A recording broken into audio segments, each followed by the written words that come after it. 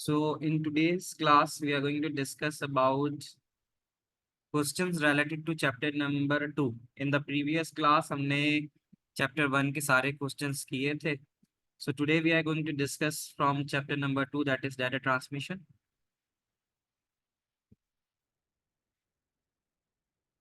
Transmission of data से related जो हमारे पास सेकंड चैप्टर है हम उसके ऊपर बात करेंगे. अक्टूबर November 23 is the paper and variant is 11. October November 23 and 11 is the variant.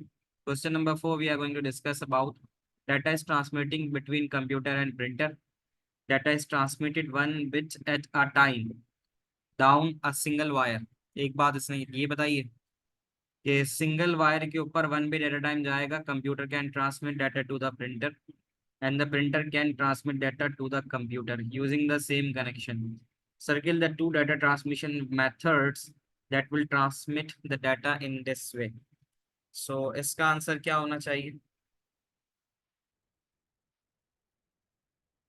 Anyone would like to add the answer to it?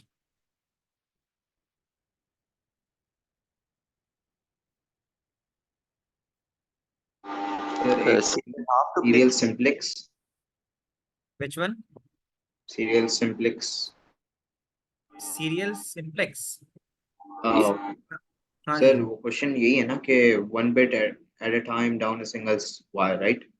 लेकिन उसने एक बात नीचे कही है ना, अगर आप देखो, computer can transmit data to the printer and the printer can transmit data to the computer. तो उसकी वजह से सिंप्लेक्स वाली बात नहीं रहेगी. सिंप्लेक्स वो होता है जब वन मतलब एक ही डायरेक्शन में हो. लेकिन उसने बोला है कि भेज भी सकता है, रिसीव भी कर सकता है. तो इसलिए सिंप्लेक्स तो रहेगा नहीं. फिर क्या रह सकता है? Serial half duplex. Serial half duplex. ठीक है, तो सीरियल हाफ डुप्लेक्स पहले आ जाएगा, क्योंकि सीरियल का मतलब ये होता है कि one bit at a time. Serial is referring to one bit at a time ना. ठीक है, तो अभी तो ये बात आ गई. और उसके अलावा फिर एक और मार्क भी हो सकता है, one bit at a time down a single wire. तो ये तो one bit at a time down a single wire, तो ये तो हो गया half duplex. The computer can transmit to the printer and the printer can transmit data to the computer. तो इसमें क्या चीज आ सकती है? ठीक है, दोनों डायरेक्शन की बात कर रहा है ये. दोनों डायरेक्शन फुल के लिए हम क्या डुप्लेक्स. लगाते हैं? हाँ जी, फुल डुप्लेक्स. Full duplex. तो नेक्स्ट जो आएगा वो आएगा serial full duplex. Why I am saying full duplex? Full duplex बेटा वो होता है जिसमें डाटा ट्रांसमिट और receive at the same time होता है डुप्लेक्स में. तो इसलिए यहाँ पर है.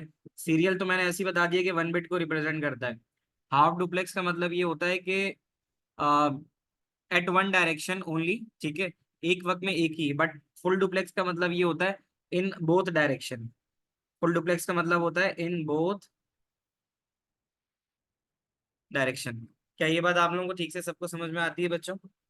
इसमें कोई क्वेश्चन तो नहीं है? Sir it won't be parallel. आदम पैरेलल इसलिए नहीं हो सकता ना. पैरेलल का मतलब तो ये होता है multiple bits eight a time. Parallel की टर्म जब हम इस्तेमाल करते हैं तो वो रेफर करता है मल्टीपल बिट्स को. तो क्या उसने सवाल में कहीं पे मल्टीपल बिट्स की बात की है? नहीं की. सो इसलिए यहाँ पे पैरेलल नहीं आएगा. Is that clear to everyone? Response देते रहो मुझे चैट के ऊपर या वॉइस पे. Next, we getting to an odd parity check. It is used to detect error in the data transmission. Explain how odd parity checks detect error. What does it mean by odd parity? मुझे mic पे response चाहिए.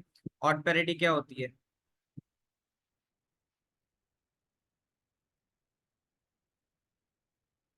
Yes Mehdi, odd parity क्या होगी?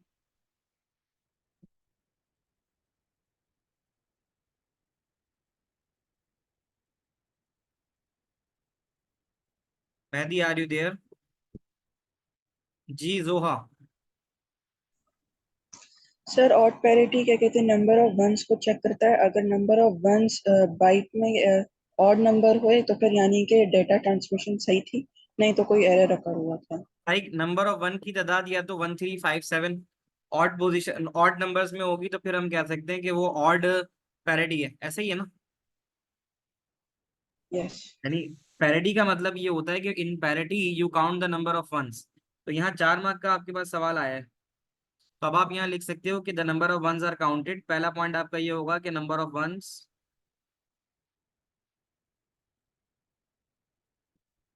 सबसे पहले वो ये कह रहा है कि किस तरह से odd parity, explain how odd parity check data, odd parity check detects error. किस तरह से डिटेक्ट करेगा?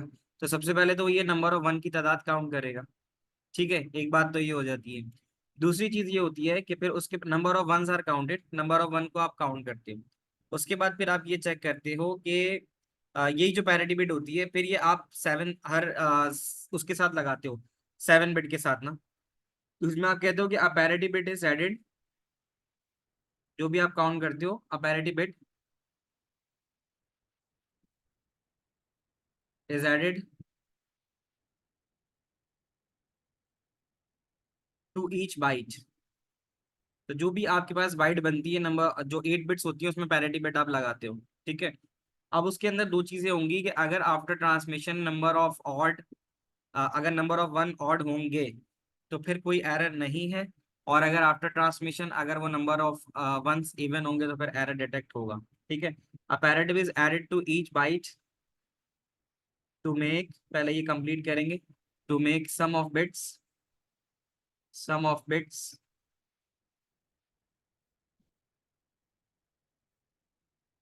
1। ठीक है। तो सम ऑफ बिट्स का मतलब है सम ऑफ जो वंस है, sum of bit that is 1। ठीक है। Sum of bits 1 in each byte, यानी हर बाइट के अंदर जो सम ऑफ 1 बिट्स आना, जो बिट 1 आना चाहिए, वो ऑड आना चाहिए। ठीक है। इन ईच बाइट ऑड, कि अगर आप सारे वंस की तादाद उस पैरिटी में, एग्जाम्पल देने लगा हूँ यहाँ पे मैं, जैसे 1010, 1011, 0011, आप यहाँ पे काउंट करके बताओ नंबर ऑफ वंस कितने। तो क्या ये एरर डिटेक्ट करेगा या नहीं करेगा, ये बताओ, हाँ या ना। No. How many number of ones are here? 5। 5। तो इसका मतलब है क्या ये एरर डिटेक्ट करेगा? नो। नहीं। तो ये चीज कह रहा है यहाँ पे वो कि a parity bit is added to each byte to make sum of bits 1 in each byte odd, ताकि वो सम जो है तमाम बिट्स का उस बाइट में ऑड दे दे। यानी नंबर ऑफ वन को तो काउंट करो तो वो वहां पे या तो 1 या 3 या 5 या 7 बन रहे होंगे, तो फिर आप जो है कहोगे कि ये ऑड पैरिटी है। बाकी दो पॉइंट्स इसके इस तरह से ऐड होंगे कि आफ्टर ट्रांसमिशन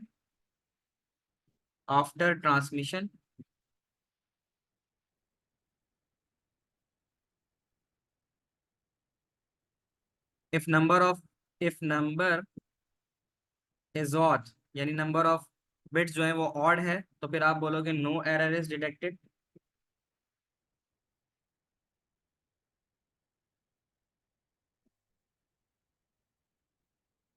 और इफ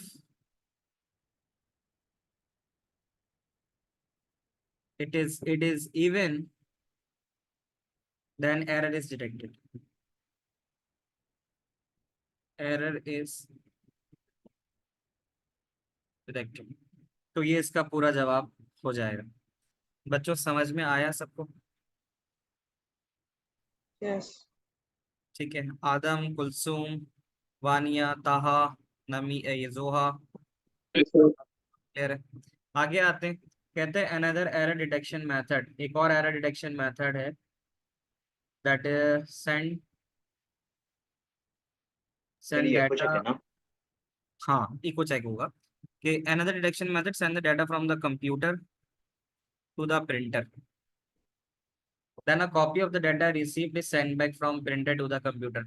इको चेक हमारे पास एरर डिटेक्शन मेथड होता है, जिसमें आपके पास जो भी डाटा होता है वो आप पहले रिसीवर को भेजते हो, यानी सेंडर रिसीवर को भेजता है, सेंडर रिसीवर को भेजता है,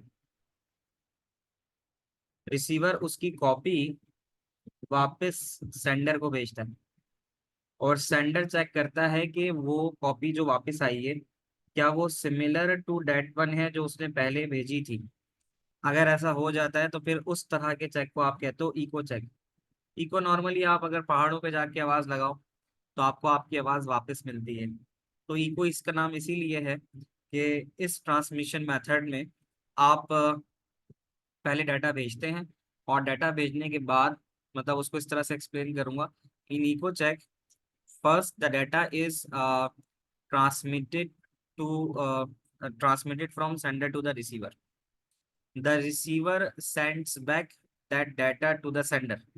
Receiver फिर वही डाटा वापस sender को भेजेगा, and then the sender checks whether the both type of data जो पहले रिसीव हुआ था और बाद में जो उसकी कॉपी रिसीव हो गई, they are similar. If they both sets of data are similar, then they are said to be there is no error detection. तो अगर दोनों सेट ऑफ डाटा सिमिलर हैं, यानी उसमें कोई गड़बड़ नहीं हुई है, तो फिर आप बोलोगे कि कोई भी एरर डिटेक्शन नहीं हुई है। यहाँ पर भी उसने यही बात बताई है कि the two set of data are compare to set if they match. अगर वो मैच कर जाते हैं तो फिर इसका मतलब ये होता है कि उसमें किसी भी किस्म की गड़बड़ नहीं है। समझ में आ रहा है बच्चों? यहाँ तक ये सारी चीजें आप लोगों को समझ में आती हैं? Yes sir. ठीक है, आगे बढ़ते हैं अगले सवाल पे।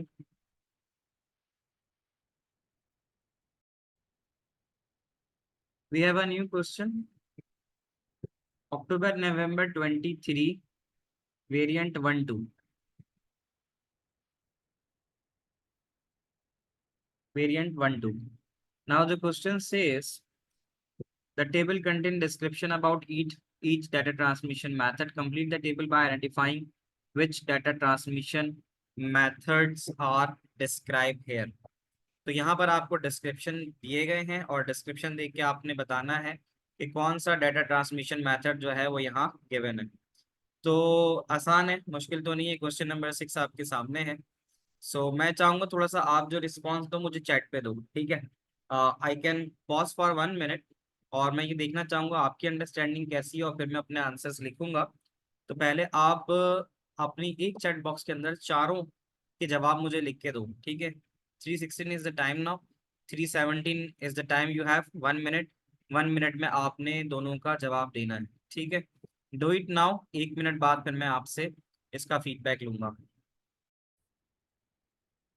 बेटा जब डाटा हमारे पास transmitted down a single wire, जब सिंगल वायर पे डाटा ट्रांसमिट करता है हमारे पास, तो सिंगल वायर रिप्रेजेंटिंग सीरियल, ठीक है? सिंगल की बात जब आती है ना, तो वो सीरियल की बात करता है, क्योंकि जिसमें सिंगल वायर का मतलब सिंगल पे डाटा टाइम जा रही है। Eight a time representing serial, one direction only representing simplex. Simplex वो ट्रांसमिशन होती है जिसमें एक वक्त में एक ही डायरेक्शन जाती है। सो यहाँ आएगा serial simplex. Next we have is data is transmitted down multiple wires. Multiple represent करता है, जैसे सीरियल है तो मल्टीपल में पैरेलल आ जाएगा। पैरेलल में एक वक्त में ज्यादा डाटा जाता है, मल्टीपल बिट्स जा रही है। Both direction but only one. Both का मतलब डुप्लेक्स होता है, बट ओनली वन की वजह से वो हाफ हो जाता है। हाफ डुप्लेक्स होता है। हाफ डुप्लेक्स वो होता है जिसमें एक वक्त में डाटा आना जाना तो कर सकता है, लेकिन एक वक्त में एक ही होगा। अगर आ रहा है तो जा नहीं सकता, जा रहा है तो आ नहीं सकता। सो यहाँ पर हो जाएगा पैरेलल के मल्टीपल बिट्स ले रहा है। और हाफ डुप्लेक्स इसलिए होगा क्योंकि डाटा आना जाना तो कर सकता है, but not eight same time. Not at same time की वजह से हाफ डुप्लेक्स होगा। Data is transmitted down a single wire. Single wire का मतलब सीरियल हो गया, one bit at a time हो गया, in both direction at the same time. Both direction at the same time full duplex को कहते हैं, serial full duplex. Data is transmitted down multiple wires, multiple की वजह से पैरेलल आ जाता है। Eight a time in one direction only, one direction आप कहते हो सिंप्लेक्स को। आप में से क्या स्कोर रहा आप लोगों का? Tell about your scores everyone. Out of 4 क्या रहा? मेहदी के पूरे फोर। पार्ट 4। बाकी जी, Muzaina, Mustafa, Azimal, Kulsum, what about your scores? Everyone share your score 4। ठीक है, तो ये है। थोड़ा सा रिकैप करा देता हूँ बेटा। सिंप्लेक्स की जब भी बात करेगा, सिंप्लेक्स का मतलब हमेशा होता है one direction, in only one direction, one direction only. Half duplex होता है, हाफ डुप्लेक्स का मतलब ये होता है can be transmitted in both direction but not at same time, both direction not at same time, दोनों डायरेक्शन तो होगी लेकिन एक वक्त में एक। और फुल डुप्लेक्स जो होता है उसका मतलब होता है both direction at the same time. तीसरा वाला जो है वो क्या नहीं होगा, full duplex, one B full duplex. तो मैंने फुल डुप्लेक्स ही तो लिखा है तीसरे वाले को।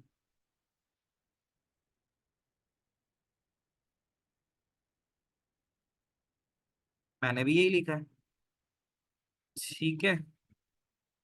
आदम, is that clear? Full duplex ही तो लिखा है मैंने, ठीक है। सीरियल हो जाएगा क्योंकि सिंगल वायर है।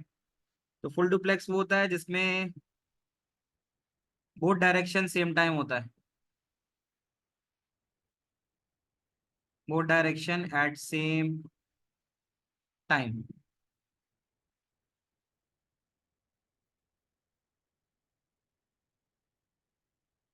हाँ, ऑर्डर इम्पॉर्टेंट है मुस्तफा, क्योंकि जाहिर है पहले आपको बता रहा है, जैसे उसने बोला down a multiple wires multiple bits, तो multiple wire multiple bits parallel को रिप्रेजेंट करा रहा है। ऑर्डर है जरूरी, ठीक है। ऑर्डर आपने जरूर लिखना है। So from here it's the third variant. We did two questions from two different variants. Now we are moving towards the third variant. October, November 23. This time variant is 1-3. तो आप यहाँ देख सकते हो कि ये हर साल में आराम से 5-6 मार्क का क्वेश्चन जो है ये बन के आ रहा है। ओके, तो this is question from October, November 23. The variant you can see October, November 23 and 1-3 is the variant. Question number 5 is the question we are going to start with. Error can occur when data is transmitted. Give one reason error may occur when give one reason error may occur. क्या वजह हो सकती है? How many variants are there in total? 1-1, 1-2, 1-3, 3 variant होते हैं आपके पास, ठीक है। तो वी विल सी के गिवन एरर, एरर आने की आपको क्या लगता है, व्हाट डू यू थिंक कि एरर जो है वो क्यों आ सकते हैं? जब ट्रांसमिशन होती है तो फिर एरर क्यों आते हैं? Yes, data, electrical interference. Interference हो जाता है, ठीक है। एरर आने की वजह जो होती है वो इंटरफेरेंस होता है। इंटरफेरेंस का मतलब ये होता है, हाँ, मतलब वैसे अगर देखो तो ज्यादातर एरर आने की वजह इंटरफेरेंस ही होता है कि अगर आपका वायर कहीं से गुजर रहा है और वहाँ कोई मैग्नेटिक फील्ड है, कोई इलेक्ट्रिकल फील्ड है, तो फिर जो है वो ट्रांसमिशन एरर हो ही जाता है। जैसे घर पे अगर केबल आ रहा है और बारिश हो जाती है तो आप देखते हो थोड़ी देर बाद जो है ना वो जो केबल जिस तरह से साफ आ रहा होता है वो थोड़ा सा आना बंद हो जाता है, तो ये भी इंटरफेरेंस की वजह से होता है। तो यहाँ रीजन ये पूछ रहा है कि क्रॉस टॉक भी हो सकता है, इंटरफेरेंस भी हो सकता है, ठीक है। तो ये दो वजूहत हैं जिसकी वजह से आपके पास एरर आता है। तो we can write it down, interference, interference की वजह से आपके पास एरर आता है। क्रॉस टॉक भी हो सकता है कि आपके वायर्स जो हैं वो डिफरेंट वायर्स के साथ जो है वो अगर अ, मिल जाते हैं तो फिर वहां से भी वो एरर प्रोड्यूस कर सकते हैं। Some error detection method uses calculated value to check for errors. Tick one box to show which error detection method does not use a calculated check for errors. यानी कौन सा वाला ऐसा है इनमें से जो कैलकुलेशन नहीं करता? यानी इन चारों में से कोई 3 ऐसे हैं जो कैलकुलेशन के जरिए हासिल किए जाते हैं। कौन सा वाला ऐसा है जिस जिस मेथड में कैलकुलेशन नहीं की जाती? Right your answer. echo check. Okay, क्योंकि देखो चेक डिजिट की भी कैलकुलेशन होती है, आपने पेपर में उसमें बुक में देखा होगा। चेकसम की भी कैलकुलेशन होती है, डिवाइड बाय 256 करते हो। पैरिटी चेक की भी कैलकुलेशन होती है, 1-0 लगाते हो। Echo check is the one जिसकी कैलकुलेशन नहीं होती। इसमें तो सिंपल डाटा भेजते हो, अगर वो डाटा वापस आ गया सही तो बस ठीक है, उसमें कोई कैलकुलेशन नहीं होती। सो इसका आंसर जो होगा वो होगा part C. Okay, part C is the answer to that question. तो यहाँ पर इको चेक ही आएगा। An automatic repeat request can be used to make sure the data is received free of error. तो कहते explain how ARQ operate using positive acknowledgement method. मैं review करा देता हूँ। ARQ automatic repeat request error detection method होता है। इसमें आप मैसेज भेजते हो और फिर वेट करते हो एक्नॉलेजमेंट का। अगर एक्नॉलेजमेंट आ जाती है तो वो ज़ाहिर पॉजिटिव एक्नॉलेजमेंट होती है, तो इसका मतलब है मैसेज ठीक से पहुंच गया है। और अगर एक्नॉलेजमेंट नहीं आती तो इसका मतलब है there is a transmission error. तो ये ARQ होता है। तो उसकी एग्जांपल मैंने आपको ऐसे भी बताया था कि सर जब आप टाइम WhatsApp, आउट का नहीं बताना, दोबारा बोलो। इसमें टाइम आउट का नहीं बताना, टाइम आउट का, टाइम आउट का नहीं बताना, ARQ में टाइम आउट इस्तेमाल होता है ना। हाँ, तो टाइम आउट का बताना होगा कि आप जो है इसमें क्या करते हो। इसमें आप भेजते हो message and then wait for the acknowledgement and time out. तो टाइम आउट कर जाते हो और टाइम आउट होने के बाद अगर फिर एक्नॉलेजमेंट रिसीव नहीं होती तो फिर आप दोबारा से मैसेज रीसेंड करते हो ताकि जो है मैसेज जो है रीसेंड करते हो ताकि मैसेज डाटा चला जाए। और अगर नहीं आता तो फिर वो दोबारा से वेट करता है एक्नॉलेजमेंट का। तो अब इसको अगर हम लिखें तो हम यहाँ लिख सकते हैं explain how ARQ operates using positive acknowledgement. तो अब हम यहाँ इसको किस तरह से लिख सकते हैं, पहला पॉइंट क्या हो सकता है।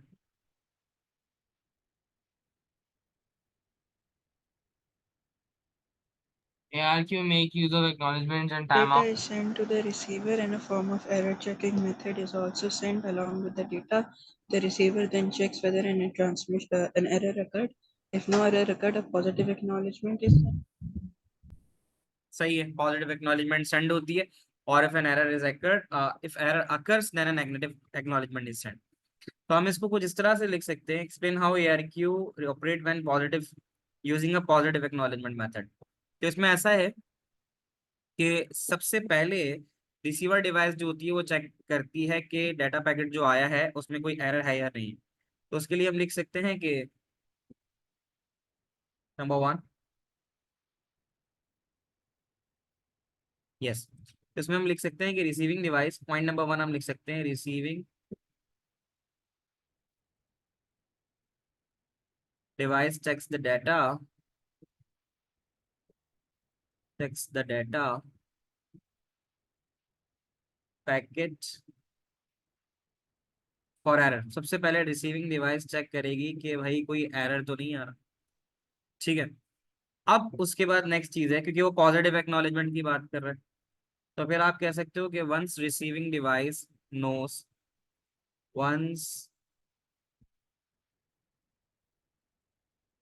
Device nose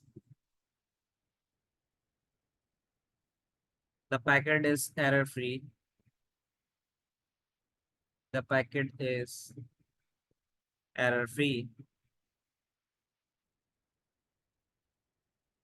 it sends an acknowledgement, make sure that everyone is writing these things ना। ये 4-4 5 मार्क के सवाल आते हैं तो ये आपको थ्योरेटिकली याद होना, समझ में आना बड़े जरूरी है। ठीक है, तो आप लिख भी रहे हो बैक टू सेंडिंग डिवाइस। तो इसमें ये कह रहा है कि जब एक्नॉलेजमेंट यानी पहले वो देखेगा कि डाटा एरर फ्री है तो फिर वो ये बताएगा कि पैकेट इज एरर फ्री, पहले चेक करेगा एरर के लिए, अगर नहीं होगा पैकेट एरर फ्री होगा तो फिर वो एक्नॉलेजमेंट बैक करेगा सेंडिंग डिवाइस को। नेक्स्ट पार्ट होगा if the sending device does not receive an acknowledgement. अगर सेंडिंग डिवाइस को एक्नॉलेजमेंट नहीं मिलती टाइम एंड होने से पहले तो फिर आप लिख सकते हो कि if the sending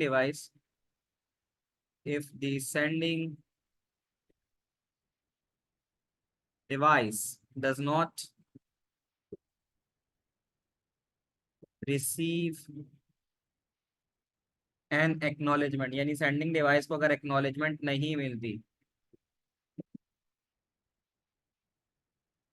acknowledgement before the timer ends यानी टाइम आउट होने से पहले, बिफोर द टाइमर एंड्स, क्योंकि मैसेज भेजते हुए टाइमिंग सिग्नल्स भी जा रहे होते हैं और फिर एक सर्टेन टाइम डिसाइड किया जाता है कि कितनी देर तक वेट करना है। ठीक है, तो ये हो जाएगा। फिर उसके बाद लिखो if a time out occurs, अगर टाइम आउट हो गया यानी जो गिवन टाइम पीरियड था उस गिवन टाइम पीरियड में आपको एक्नॉलेजमेंट नहीं मिली, if a time out occurs, तो फिर आप मैसेज को रीसेंड करोगे। ठीक है, so the data packet is resend, then the data packet is resend, packet is resent. Is this clear to everyone till here? ये सवाल सर हम लोग शुरू में हम लोग ये नहीं लिखेंगे कि डेटा सेंट और द टाइमर स्टार्ट्स, या फिर रिडंडेंट है? क्या लिखेंगे? शुरू में कि sender sends data to receiver and the timer starts. ये लिख सकते हो क्योंकि इसमें से आपने 5 पॉइंट्स में ही लिखना है, 5 पॉइंट्स ये भी लिखे हुए हैं। अगर तुम ऊपर उसको लिख लोगे तो नीचे से कोई भी एक पॉइंट आप उसको वो कर सकते हो। ठीक है ना, तो आप लिख सकते हो timer is started when the sending device transmitted data. तो यहाँ 5 पॉइंट्स बन रहे हैं, 5 मार्क्स आपको मिल जाएंगे। आप Aman ji marking sir. Scheme में लिखोगे 6-6 8-8 पॉइंट्स मिल रहे होते हैं, उसमें से आप अपने गिवन पॉइंट्स लिख देते हो, वो पॉइंट्स आ जाते हैं तो मार्क्स मिल जाते हैं। बच्चों समझ में आया? आगे बढ़ जाऊँ? Is that clear to everyone? Yes sir. ठीक है। थर्ड पॉइंट नहीं समझ में आया? थर्ड पॉइंट में कहता है कि जाहिर है, थर्ड पॉइंट ये रहा, if the sending device does not receive an acknowledgement. Sending device ने डाटा को भेजा और उसके पास कोई वापसी में कोई सिग्नल नहीं आया, ठीक है, तो इसका मतलब ये है कि with in a given time कोई सिग्नल रिसीव नहीं आया। जैसे व्हाट्सएप आप जब सेटअप करते हो तो आपको 30 सेकेंड्स में एक ओटीपी आना होता है। तो अगर वो ओटीपी नहीं आता आपका तो फिर क्या होता है, फिर आप रीसेंड करते हो। तो ये इसी तरह हो गया ना कि यानी आपको उसने व्हाट्सएप ने एक ओटीपी भेजा। अब व्हाट्सएप हो गया सेंडिंग डिवाइस, और वो ओटीपी, और उसके बाद जैसे ही उसने ओटीपी भेजा तो आपके मोबाइल पे 30 सेकंड का टाइमर लग गया। विद इन दैट 30 सेकेंड्स आपके पास अगर ओटीपी नहीं पहुंचता तो फिर आप रीसेंड का बटन दबाते हो। इसका मतलब है कि व्हाट्सएप ने जो एक्नॉलेजमेंट भेजा था वो 30 सेकंड में आपके पास नहीं आया, तो जब आप रीसेंड का बटन दबाते हो तो व्हाट्सएप के पास दोबारा से ये एक्नॉलेजमेंट, ये सिग्नल जाता है कि भाई दूसरी साइड के ऊपर, रिसीविंग एंड के ऊपर डाटा नहीं पहुंचा है। तो फिर व्हाट्सएप दोबारा आपको ओटीपी भेजता है। तो एक्नॉलेजमेंट क्या है? अगर आप सही ओटीपी आप डाल देते हो तो इसका मतलब होता है कि एक्नॉलेजमेंट हो गया। अगर आपने सही ओटीपी डाला है वो इस बात की इंडिकेशन होता है कि आपके पास ओटीपी सही पहुंच गया है, क्योंकि वो ओटीपी सही डालने पर ही व्हाट्सएप फिर नेक्स्ट स्टेज की तरफ जाता है। अब आती है बात समझ में आदम? Yes sir. ठीक है, देखते हैं आगे क्या है। आगे तो क्लाउड स्टोरेज से रिलेटेड है। तो ये जो अक्टूबर नवंबर वाला पेपर है, इसके 3 वेरिएंट्स के अंदर हमने तीनों सवाल जो हैं वो किए हैं। ठीक है, तो अब मैं आता हूँ दूसरे डॉक्यूमेंट पे और फिर उसको डिस्कस करते हैं।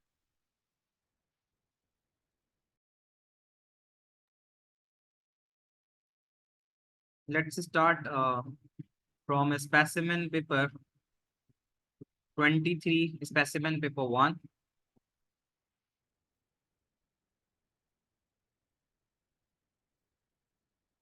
We are doing question number 2 that is related with the data packet structure. You all know about it कि डाटा पैकेट के 3 हिस्से कौन से होते हैं इंपॉर्टेंट? सवाल सेट की अगर हम बात करें, कौन कौन से होते हैं?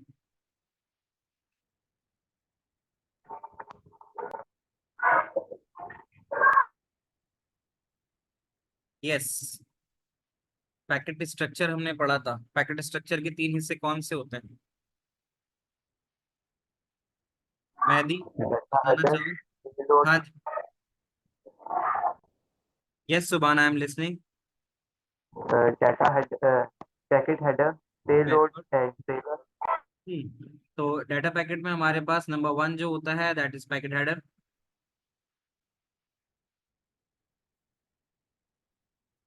फिर होता है पेलोड, और फिर होता है हमारे पास ट्रेलर। हेडर के भी अपने हिस्से होते हैं, मतलब हेडर के अंदर भी कुछ उसके पार्ट्स होते हैं, जैसे कि IP address of the sender, IP address of the receiver, ये सब चीजें भी उसमें होती हैं। ठीक है ना, तो अब हमसे जो पूछ रहा है क्वेश्चन, वो एक्चुअल क्वेश्चन है कि describe the structure of the packet, data packet.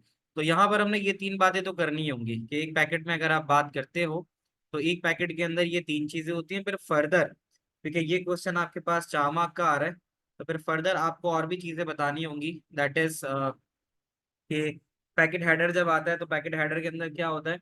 Packet header में IP address of the sender होता है, IP address of the receiver होता है, और इसी तरह पेलोड क्या होता है?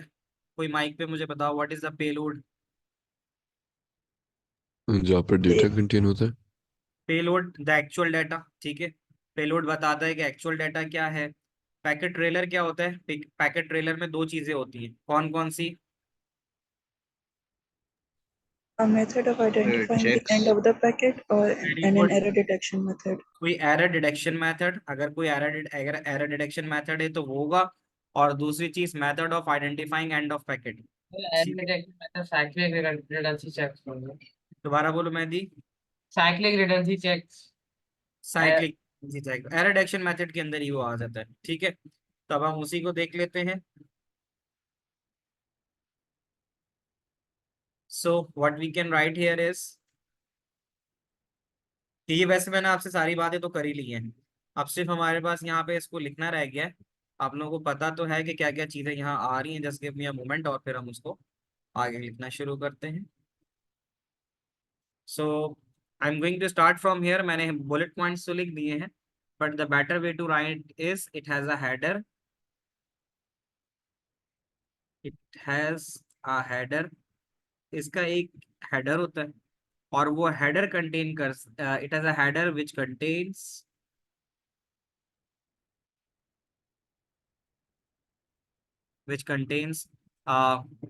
sending IP address of the sending device, ठीक है। IP address of which contains IP address of sender, which contain IP address of sender और IP address of receiver, ये दो चीजें रखता है, ठीक है। और serial number of the packet भी होता है ना, serial number of packet, serial number of packet. तो ये 2-3 मार्क का तो आराम से, 3 मार्क का तो यही निकल गया, हेडर होना और उसके बाद इन सारी चीजों पर डिस्कस होना, ठीक है। फिर उसके बाद लिख सकते हो यहाँ पे, it also has a payload which contains the actual data, which contains actual data followed by a trailer, followed by trailer, और ट्रेलर के अंदर हमारे पास होता है followed by trailer,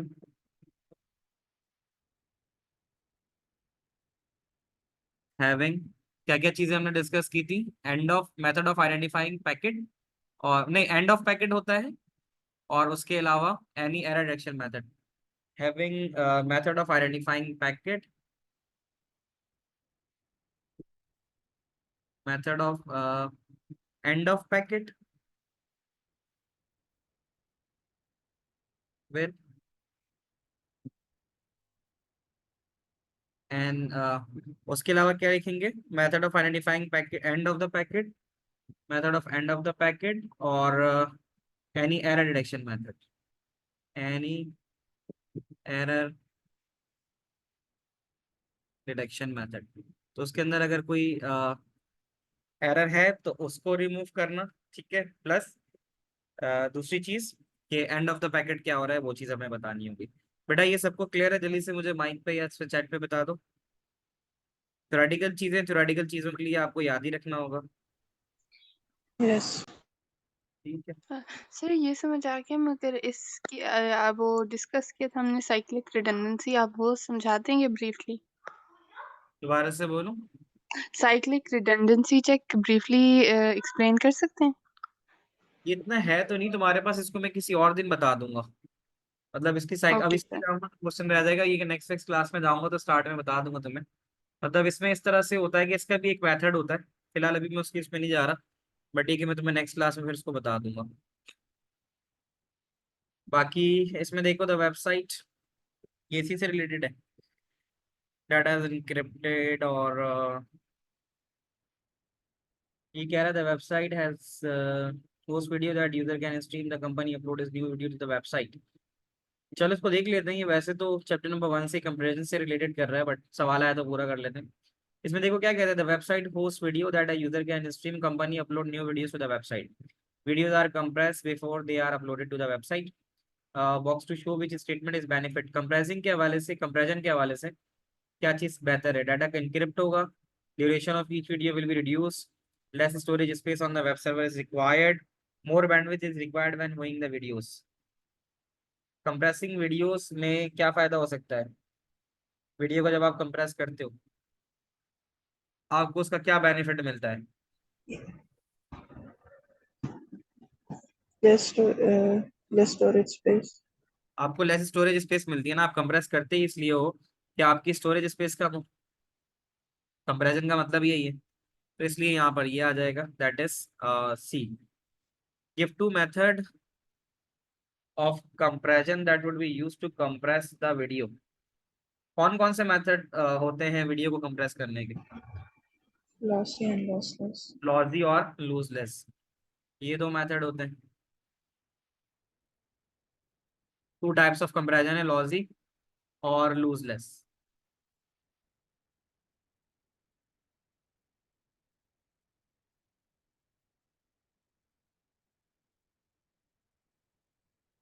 The company uses parallel half duplex transmission to transmit the data for new videos. Parallel half duplex use कर रहा है, यानी मल्टीपल बिट्स जाएंगी लेकिन एक वक्त में एक ही आना जाना करेगी। Explain why parallel half duplex transmission is most appropriate. What do you think, क्या होना चाहिए इसका फायदा? पैरेलल का सबसे बेहतर फायदा क्या होता Many bits are transmitted at है one ना? time. Parallel allow fastest transmission, large amount of data जा सकता है, डाटा जो होता है वो अपलोड और डाउनलोड भी हो सकता है, क्योंकि उसमें ये कह रहा है कि हाफ डुप्लेक्स है। हाफ डुप्लेक्स का मतलब है दोनों तरफ आना जाना कर सकता है, but one word at a time है। तो इसमें हाफ डुप्लेक्स की वजह से डाटा अपलोड और डाउनलोड दोनों हो सकता है। ठीक है, तो इस वाली बात को हमने लिखना है, तो हम यहाँ लिख सकते हैं नंबर 1,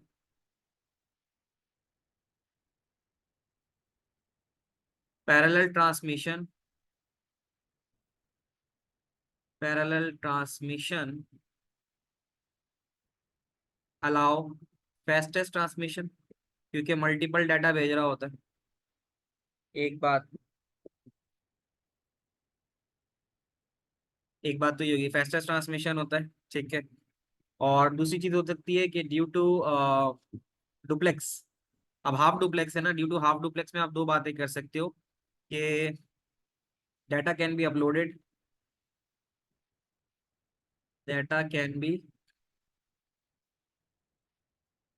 अपलोडेड और downloaded, downloaded but one at a time, but not at the same time.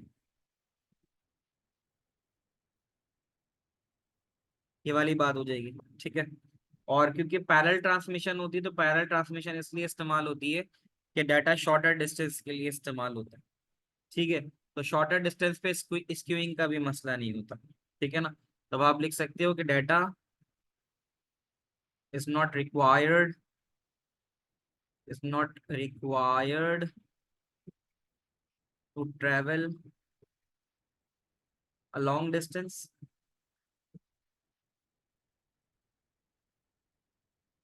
ठीक है। देयरफॉर आप कोई बता सकते हैं स्क्यूइंग क्या चीज होती है? देयरफॉर स्क्यूइंग, जब डेटा पैकेट जा रहे होते हैं और लाइक इन पैरेलल, तो वो जो बिट्स होती हैं वो जंबल अप हो जाती है इन सेंस। जंबल अप तो नहीं कहेंगे, जैसे आप लोगों ने स्विमिंग कंपटीशन देखा हो, तो उसमें स्विमर्स जब स्विम करते हैं तो सारे स्विमर एक साथ एक ही लाइन में तो नहीं जा रहे होते ना, आगे पीछे तो होते ही है। तो स्क्यूइंग का मतलब ये होता है कि data arriving at the destination unsynchronize. Skew की डेफिनेशन अगर मैं तुम्हें दूं और कहीं से पूछ ले, तो स्क्यू हम कहते हैं कि data arrived at the destination, data destination पे जब पहुंच रहा है, data arrive at a destination अनसिंक्रोनाइज्ड।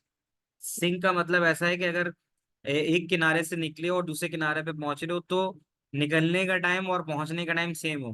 लेकिन अगर आप एग्जाम्पल में आपको देता हूँ, वही जो स्विमर्स और डाइवर्स होते हैं जब वो स्विमिंग कंपटीशन में स्विम करते हैं, तो क्या ऐसा होता है कि सब एक ही टाइम पे निकलते हैं और एक ही टाइम पे पहुंचते हैं? क्या ऐसा होता है? Is it possible? हाँ जी, सुन रहे हैं सब आप मुझे? जवाब आज मिल नहीं रहा मुझे। आवाज जी पहुंच सर। रही है? आवाज पहुंच रही है? तो अनसिंक्रोनाइज का मतलब ही ये होता है कि फिर डाटा जो है डेस्टिनेशन के ऊपर जो है वो एक साथ सारा का सारा नहीं पहुंच रहा होता, क्योंकि शॉर्टर डिस्टेंस है। तो हमने पैरेलल यूज किया, क्योंकि पैरेलल इस्तेमाल ही शॉर्टर डिस्टेंस के लिए होता है। तो इसलिए वहां पे स्क्यू का भी मसला नहीं रहेगा। चैप्टर 5 का इसने टॉपिक यहाँ पे बीच में यूज कर लिया, तो वो भी इस पर मैं डिस्कस नहीं कर रहा। डीडॉस अटैक वाला है। तो मैं आता हूँ किसी नए सवाल पे चैप्टर 2 से रिलेटेड। इसमें मैं देख लेता हूँ, इसमें सिमेट्रिक असिमेट्रिक इंक्रिप्शन अगर आ रहा होगा तो वो भी चेक करके उसको डिस्कस करते हैं। Yes, so we got question number 9 of the same paper, specimen 23। Specimen 23 और इसका क्वेश्चन नंबर 9 है, यानी चैप्टर नंबर 2 से काफ़ी चीज़ें उसने यहाँ स्पेसिमेन में शो करवाई हैं। किस तरह से आ सकता है, हमने बात की थी इंक्रिप्शन होती है hiding the actual information of data. जो एक्चुअल इन्फॉर्मेशन ऑफ डाटा होता है उसको हम हाइड करते हैं इंक्रिप्शन में। इंक्रिप्शन दो तरह की होती है, सिमेट्रिक और एक और होती है एसिमेट्रिक। एसिमेट्रिक, यहाँ वो ये कह रहा है कि by making use of the given term. तो आपने बताना है यहाँ पे कौन कौन सी टर्म आएंगी। इसके लिए मैं आपको दे सकता हूँ 2 मिनट, और आप करेक्ट ब्लैंक्स 1 2 3 4 5 ऑर्डर में लिख के मुझसे शेयर कर सकते हो। Your time starts now. So start करते हैं। जो डाटा इंक्रिप्शन से पहले का होता है वो सिंपल सिंपल एक प्लेन टेक्स्ट होता है। The data before encryption is known as plain text, क्योंकि उसके ऊपर इंक्रिप्शन लगी नहीं होती। द स्क्रैम्बल डाटा, फिर आप जब उसको जंबल करते हो एंड इन तो स्क्रैम्बल डाटा के ऊपर जब आप इनक्रिप्ट करते हो उसको, तो फिर आप लगाते हो to scramble the data. Data को स्क्रैम्बल करने के लिए आप उस पे एक एल्गोरिथम लगाते हो, तो an encryption algorithm which is a type of key. ठीक है, तो इसमें इसको और इसको आप वाइस वर्सा भी लिख सकते हो, यानी to scramble the data an encryption की which is a type of algorithm, यानी दोनों आप वाइस वर्सा में लिख सकते हो। ठीक है, the data after encryption is known as cipher text. Cipher कहते हैं खुफिया को। तो जब आप प्लेन टेक्स्ट पे एल्गोरिथम लगाते हो तो वो साइफर में तब्दील हो जाता है। Encryption prevents the data from being understood by hacker. एक सवाल आता है, किसी ने स्टोलन लिखा है।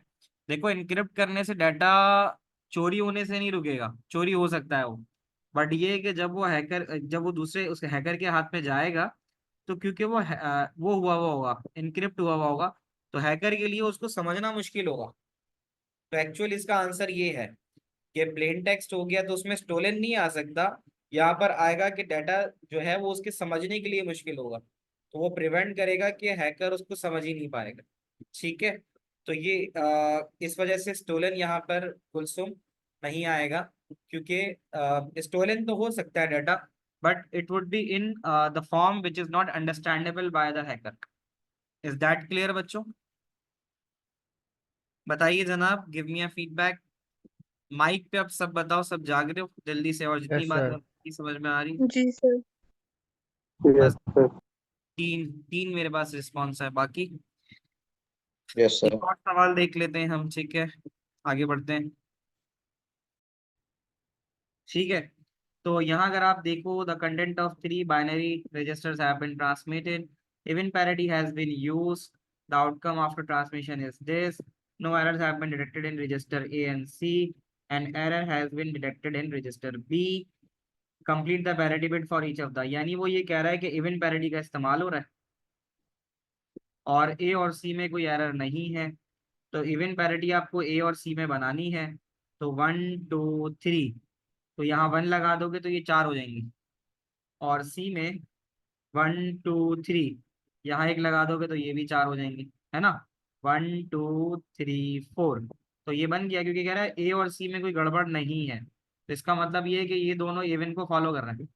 और रजिस्टर बी में गड़बड़ है तो फिर उसको ऑड बनाना है।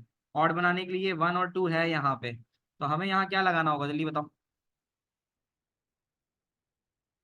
अभी तो ये ऑलरेडी इवन में है ना, तो इसमें तो एरर आ रहा है, तो इसको एरर यानी एरर आए तो इसके लिए हमें यहाँ पर लगाना पड़ेगा, इसको ऑड करना पड़ेगा, तो हम 1 लगाएंगे तो ये ऑड बनेगा। तो इसका मतलब है बाकी दो पैरिटीज इवन को फिलफिल कर रही हैं, ये वाला यहाँ 1 लगने की वजह से ऑड बन रहा है जो कि फुलफिल नहीं कर रहा, तो that would be an error.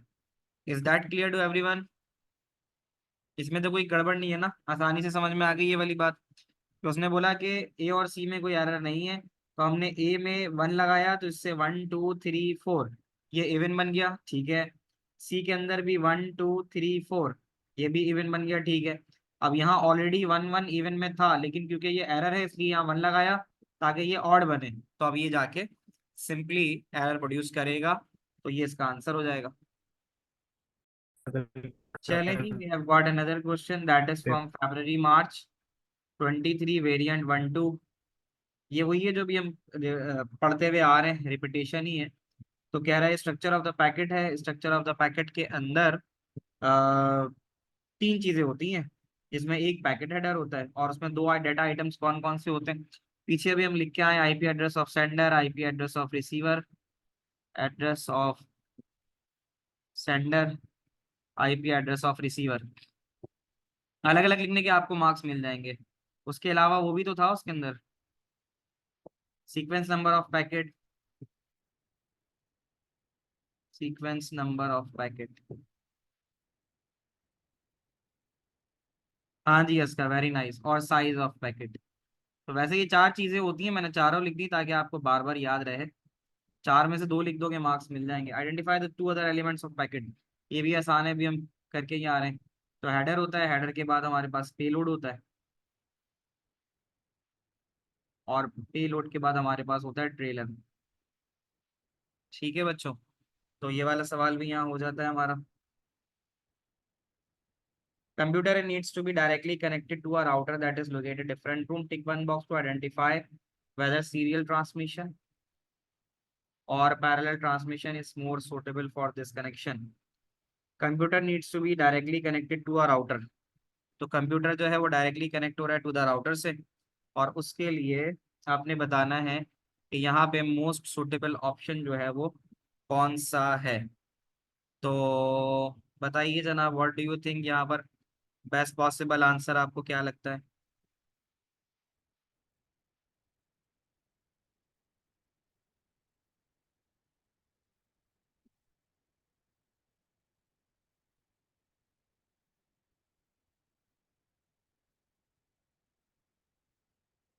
Let me see responses from you, then I will be discussing with you.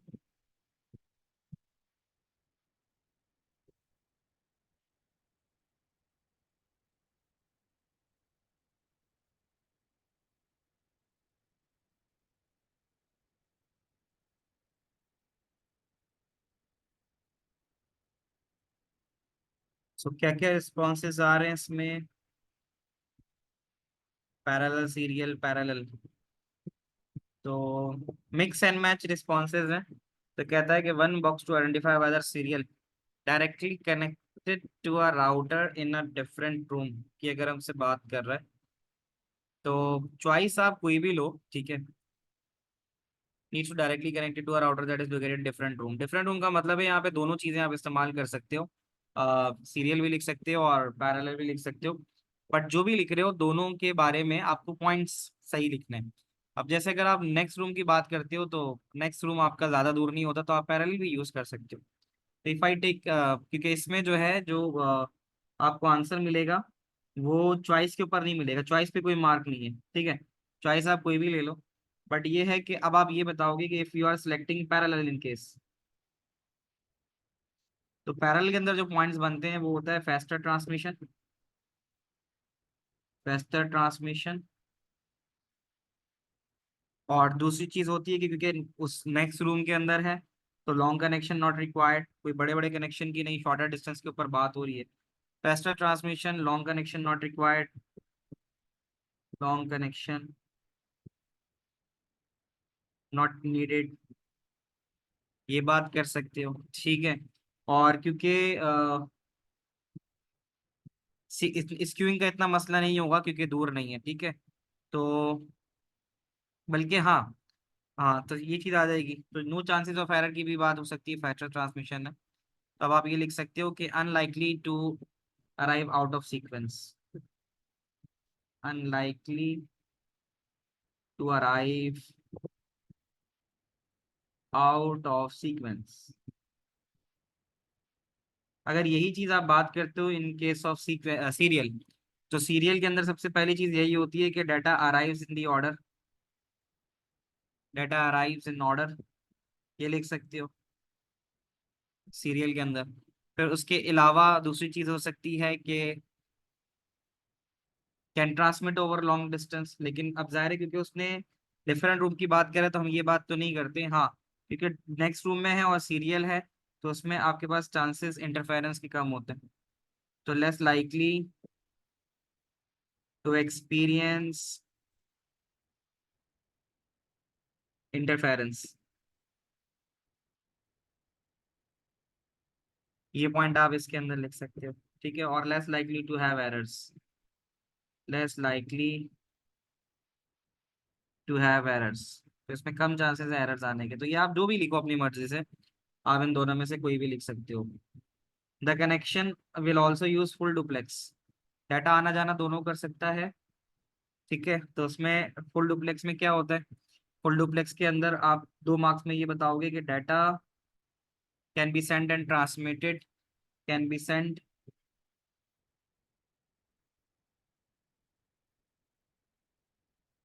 sent and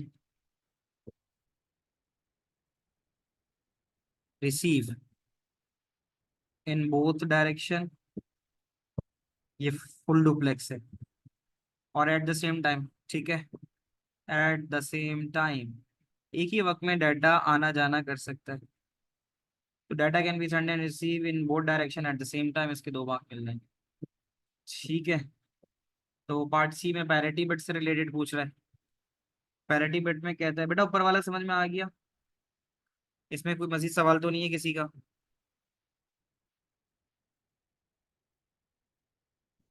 so because the data can not be transfer to any other device, serial है। अच्छा, what does the MS tell, serial और parallel? MS में serial parallel दोनों इस्तेमाल हो सकते हैं। पहला ट्रांसमिशन की आपने मुस्तफ़ा बता दिया, सही है, तो ये सारी चीज़ें हो जाएंगी, ठीक है। अब हम आ जाते हैं to the next part of it, आखिरी पार्ट है ये इसका, अच्छा ये भी है। चलो ये पूरा कर लेते हैं, अच्छा सवाल है और ज़्यादा मुश्किल भी नहीं है। डाटा ट्रांसमिशन पैरिटी चेक का इस्तेमाल कर रही है और इवन पैरिटी का इस्तेमाल करना है। इवन पैरिटी में 1 2 3 4 ऑलरेडी 4 हैं, 0 लगा दो, ये तो मुश्किल नहीं है ना। इसी तरह यहाँ पे सारे जीरोज हैं, सारे इवन ही हो गए, 0 लगा दो, तो यहाँ पे इसको 2 मार्क हंसते खेलते आपको फ्री में मिल जाएंगे। आगे चलते हैं, आगे कहता है कि explain how parity block check might detect an error transmission that would not be detected by parity byte। Parity block नीचे दिया गया है, ठीक है, इसको पैरिटी ब्लॉक कहते हैं, क्योंकि ये पैरिटी बाइट में नहीं होता। पैरिटी ब्लॉक वो होगा जो पूरा आपके पास वर्टिकली भी हो और हॉरिजॉन्टली भी हो। पहले ये सवाल कर लेते तो आपको ज़्यादा आसान समझ में आ जाएगा। वो यहाँ कह रहा है कि इवन पैरिटी का इस्तेमाल हो रहा है और एक बिट में इनकरेक्ट डाटा है, तो इसका मतलब ये कि आप पूरी बिट्स चेक करो, 1 2 3 4 4, ये सही है, इसमें गड़बड़ नहीं है। 1 2 3 4 ये भी सही है, गड़बड़ नहीं है। 1 2 3 4 5 6 सही है। 1 2 ये भी सही है। 1 2 3 4 सही है। 1 2 ये भी सही है। 1 2 3, यहाँ आपको समझ में आ गया कि गड़बड़ हुई है, क्योंकि नंबर ऑफ 1 की तादाद यहाँ 3 आ रही है, हमसे ऊपर इवन पैरिटी मांगा है, इसका मतलब है हमें जो गड़बड़ मिल रही है वो मिल रही है बिट 6 में। उसने नीचे यही पूछा है, आइडेंटिफाई करो बिट नंबर और बाइट नंबर जहाँ पे इनकरेक्ट हुआ है, तो बिट नंबर तो बच्चों 6 मिल गया हमें। अब हम रॉ पे जाते हैं, रॉ पे देखो 1 2 3 4 सही है, 1 2 सही है, 1 2 3 4 सही है, 1 2 3 4 5 6 सही है, 1 2 3। बाइट 4 के अंदर जो नंबर ऑफ 1 है वो देख लो कितने आ रहे हैं, वो 3 आ रहे हैं, तो इसका मतलब है यहाँ पे गड़बड़ है। हमें ये देखना है कि जो ऊपर हमसे इवन मांगा है तो नंबर ऑफ वन की तादाद इवन है या नहीं है। जहाँ नंबर ऑफ वन की तादाद ऑड आ जाए इसका मतलब है गड़बड़ है। तो आप यहाँ देख सकते हो, यहाँ पे ये एक वन, ये एक वन और ये एक वन आ रहा है, तो यहाँ पे टोटल नंबर ऑफ वन की तादाद 3 आ रही है। तो आप बाइट 4 जो है वहां पर एरर है, तो बाइट नंबर आप 4 लिख दोगे, इसके आपको 2 मार्क मिल जाएंगे। अब इसी को जो आपने किया है ना, इसको आपने लफ्जों में बयान करना है, क्योंकि उसने बोला ना कि parity block might detect an error in data transmission that would not be detected by parity byte।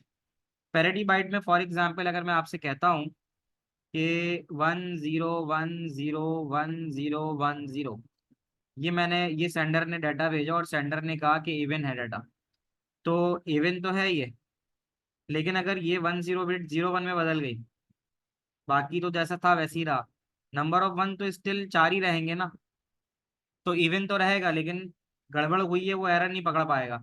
उसकी वजह ये है कि जो पैरिटी बाइट होती है ना, वो बिट के स्वैप को नहीं पकड़ पाती।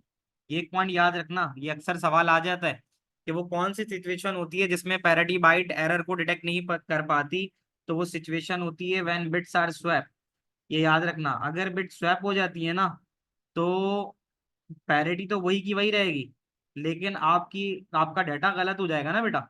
10 की वैल्यू अलग होती है और 01 की वैल्यू अलग होती है, तो ये तो गलत बात हो जाएगी, यानी फिर एरर नहीं पकड़ पाएगा। तो यही वो एरर होता है जो पैरिटी बाइट के अंदर पकड़ा नहीं जाता जब बिट स्वैप होती है।